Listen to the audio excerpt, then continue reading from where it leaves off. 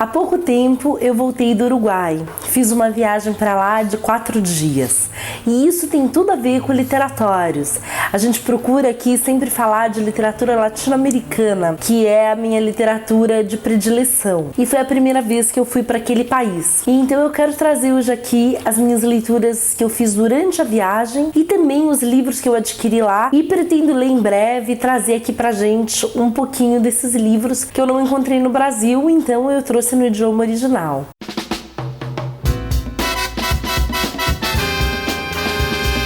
Em Minas Gerais, o Uruguai é um país muito interessante para leitores. Daqui, enquanto brasileira, eu acho que eu conhecia só os seus escritores mais famosos. Eu já tinha tido contato forte com a obra do Anete, do Mário Benedetti, que é bem famoso aqui no Brasil. E por algum motivo eu reparei que o Benedetti não é um autor muito querido lá no Uruguai. Talvez alguém possa me explicar o motivo, mas lá eles não me deram a ficha, não quiseram me explicar direitinho o porquê eles têm certas ressalvas. Eu gosto desse escritor, eu fico contente quando eu leio, seus contos são muito bons e eu também gosto muito dos romances dele. E além dos dois, obviamente, o Galeano, Eduardo Galeano, que faleceu há pouco tempo, todo mundo conhece, todo mundo gosta. Lá, inclusive, eu sentei num café chamado Café Brasileiro, onde ele frequentava bastante, tem várias fotos dele e, pelo visto, é um lugar onde vão alguns escritores intelectuais. Tem fotos bem legais na parede e é um lugar que vale a pena visitar. Pertinho dele, aí tem a livraria mais bonita de lá, chamada Puro Verso. Possivelmente uma das livrarias mais bonitas que eu já visitei, onde eu adquiri alguns volumes que eu vou mostrar aqui, mas eu também frequentei uma outra livraria perto do lugar que eu estava hospedada, que é o bairro de Punta Carreiras, chamada DBD Bookstore. É uma livraria pequena, bastante aconchegante, onde eu fui recebida por uma professora de literatura, uma senhora que é professora de literatura, e um rapaz que me contou que gosta muito dos Sertões do Euclides da Cunha. Eu acho que isso aumenta muito a confiança e também a nossa comunicação para pegar indicação e tudo isso que a gente faz de legal quando entra numa livraria. Você não pode ir para um país sem conhecer suas livrarias e seus mercados, se tiver uma feira livre. Acho que essa é a melhor maneira de você fazer uma viagem, não só ir para os pontos turísticos, como também conhecer essa cultura, tanto da comida quanto da leitura, do dia a dia. Me indicaram diversos jornais e foi uma experiência muito grata. No avião eu levei um livro pequeno, como eu costumo fazer. Eu detesto viajar com mala, eu acho uma coisa assim desagradável, bagagem de mão também é chato e a viagem era muito curta. Eu escolhi um livro do Daniel Galera, que é um autor que eu gosto, todo mundo aqui sabe que eu gosto bastante. É o seu romance de estreia, que eu não tinha lido até hoje, chamado Até o Dia em que o Cão Morreu. Eu resolvi liquidá-lo no voo de ida. A experiência foi boa e a história de um rapaz que saiu da casa dos pais. Ele vive em Porto Alegre, ele saiu há pouco tempo da casa dos pais, mora no centro da cidade, num bairro praticamente sem móveis. Ele tem alguns sonhos recorrentes e esses sonhos vêm um pouco da sua solidão, porque ele vive completamente só, ele sai para fazer poucas coisas, ele é formado em letras, não trabalha na área e ele arrumou uma namorada misteriosa, que na verdade ainda não é nem sua namorada. Ela é modelo fotográfica, modelo publicitária, e ela frequenta a casa dele. Em determinado momento ela pega a chave e começa a entrar na casa dele e eles se aproximam. E existe um cachorro também sem nome que um dia ele encontrou vagando pela cidade, assim como ele, procurando alguma coisa meio imperceptível no centro de Porto Alegre, que inclusive é uma experiência incrível fazer isso. E o cachorro acabou seguindo e ele deu uma chance e o cachorro passou a viver com ele nesse apartamento. Então acompanhou essa solidão. E a Marcela vai causar uma pequena revolução na vida dele, querendo dar nome ao cachorro. Aí alguns trechos vão passando da sua vida irregular. Além disso, tem uma figura bem carismática no livro, que é o porteiro. Esse porteiro do prédio dele é artista plástico. Ele faz diversas coisas, desde esculturas até quadros, e ele mora numa casa pequena apinhada de obras de próprio punho, né, de obras dele. E aí o personagem acaba tendo um certo contato com esse porteiro, e todos esses personagens começam a conversar ao longo do livro. Uma ideia muito bacana. Quem procura uma leitura ligeira, gostosa, eu fui ver o que algumas pessoas falavam sobre esse livro. Tem gente que se incomodou um pouco porque os personagens falam com sotaque. Acho que a pessoa em questão que eu li falou que não gostava muito de já ter a fala, de imaginar já a voz do personagem, gostava de criar. Para mim, isso é uma virtude do livro. Gosto muito, né, das expressões porto-alegrenses, da maneira como as pessoas falam por lá. Eu achei muito gostoso, eu senti os personagens muito mais próximos de mim.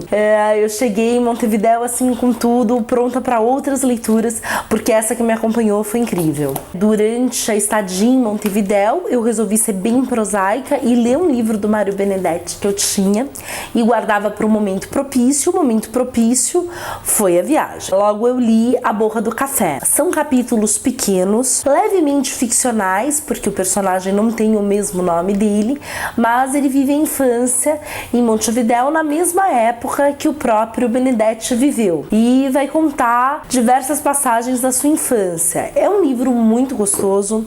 Quem gosta do Benedetti se deleita com isso aqui, porque não vai entrar em questões assim mais sérias, questões de relacionamento e conflitos, mas vai entrar com coisas próprias da cidade. A cidade é um próprio personagem do livro, o que torna tudo bastante adequado para quem está passeando por lá, inclusive com referências que você anota, quer sair do livro e visitar o lugar. Tem a possibilidade porque você está no lugar, então eu fiquei muito contente com essa escolha durante a viagem. E já no finalzinho, para volta, eu peguei o livro da Carola Saavedra, de 2014, o seu último romance, O Inventário das Coisas Ausentes, que era um livro que eu tinha um imã, assim, eu passava por ele, pegava e acabava nunca lendo, passava outra coisa na frente, queria esperar um momento bacana. A personagem Nina é o tipo de personagem que eu gosto muito. Eu sempre sofro um certo tipo de identificação com esses personagens voláteis, essas pessoas que somem, aparecem.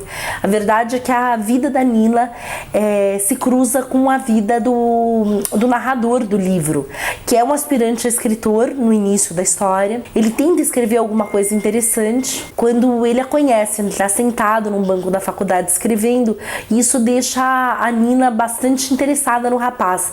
Ela senta do lado dele para espiar um pouquinho e acaba dizendo que ela sempre se interessa por alguém que tem um caderno grande ou está escrevendo alguma coisa. Ela é filha de chilenos, né? Ela vive no Brasil, ela é filha de chilenos. Ela teve um pai muito cético, o pai dela era bastante racional, pragmático em relação à vida, então ele criou essa menina para ser uma pessoa que resolvesse problemas, que não caísse em nenhuma balela de religião, de coisas esotéricas. Queria que ela fosse mesmo talhada para a vida prática, e as coisas não saem como a gente gostaria, né? Principalmente os anseios dos pais, assim, às vezes não correspondem à realidade. Acontece que a Nina, em determinado momento, some e deixa 17 volumes de diários contando várias histórias dela pro rapaz. E no primeiro momento ele sente raiva daqueles diários, mas depois ele acaba se encantando, se jogando nessa leitura. Anos se passam, ele tem um reencontro com ela, e a história intermeada de histórias que ele tenta escrever, a história da Nina, a própria história do rapaz e esse abandono. A Carola Saavedra, para quem nunca leu, tem que sair correndo e pegar os livros dela. Ela é de uma maestria incrível, ela cria situações que nos colocam dentro do livro de imediato, com essa coisa de algum personagem que sumiu por algum motivo, que está ausente, e no Inventário das Coisas Ausentes não é diferente. Ele foi traduzido para o espanhol há pouco tempo atrás, eu não vi a edição lá, mas eu vi a edição no computador e sei que é uma edição muito bonita. E agora eu vou mostrar brevemente, fazer um breve comentário sobre os livros que eu adquiri lá. O primeiro livro que eu peguei não foi por indicação, foi por impulso. Eu sei que a Alfaguara fora do Brasil não é a mesma Alfaguara, né? Que eles lançam títulos muito populares. Mas essa capa eu achei muito adequada, e o título também, para a viagem que eu fazia, para o lugar onde eu estava. É de um escritor chamado Hugo Burel, Montevidéu Noir. É um livro passado no ano de 1964. Ele aborda bastante uma questão de de violência política envolvendo alguns jovens, e eu pretendo ler em breve. Enfim, foi um livro que chamou a atenção de cara. Eu achei um pequeno calhamaço que é a biografia do Pepe Mujica. Vale a pena dizer que eu não costumo consumir biografias, mas nesse caso o livro é grande, o autor é uma delícia e eu acho que é um livro interessante, é um livro histórico, diferente das biografias do Mujica que saíram no Brasil. Parece ser uma coisa grande que abrange desde a juventude, né, até além. Então levei. O Mário Livreiro, que eu já falei aqui, eu conheci esse autor na coleção Outra Língua, encontrei vários livros dele, acabei escolhendo uma das novelas, que é Discurso Vazio. Quero ler, a letra é grande, parece ser bem gostoso, eu gostei muito do estilo desse autor. Tem um cachorro na capa, então eu fui a boboca que comprou o livro que tem o cachorro na capa. Comprei um livro que eu queria há muito tempo, porque não tem coisas desse autor no Brasil, que é a Narrativa Reunida do Felisberto Hernandes, um autor clássico uruguaio por excelência. E esse livro eu quero ler com muito carinho, porque ele mexeu um pouco com o realismo mágico, ele influenciou autores que eu gosto muito, eu sempre tive vontade de ler esse autor, então era um livro super necessário, né? Em outras viagens eu comprei o Cortázar completo, vou tentando unir esses livros até ficar todo mundo juntinho e feliz. Eu não resisti, ele é coxa, a gente sabe muito bem, né? Ele tá no Brasil nesse momento, o Mário Vargas Llosa, ele tem um livro novo que é Os Cinco Esquinas, e eu gosto muito da prosa dele, como já foi dito aqui, eu falei do Guerra do Fim do Mundo. Me disse a moça que vendeu, que é a professora de literatura, que certamente é o seu pior livro, mas eu acho que o pior livro de um bom autor ainda assim é um bom livro. Eu vou ler e volto aqui depois para contar,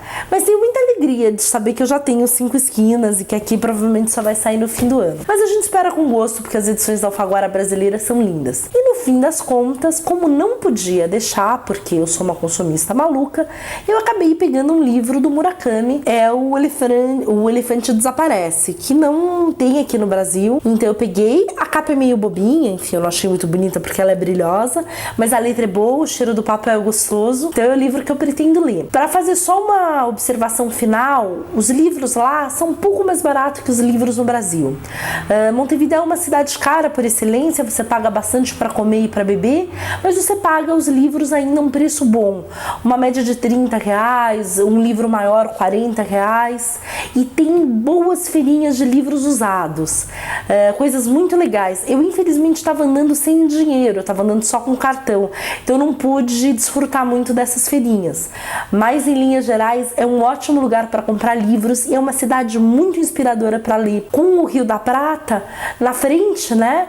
E a Rambla, que é uma avenida gigantesca que vai pegar a cidade inteira, vai cortar a cidade inteira e dá vista para esse rio com várias praias, com um vento gostoso, com um vento que arrasa, enfim. Foi uma ótima experiência, gostei muito dos livros que eu trouxe e dos livros que eu li lá. Eu espero que vocês desfrutem também, que peguem algumas indicações daqui e eu volto para contar das futuras leituras. Como sempre foi um prazer e até o próximo Literatórios. Tchau, tchau.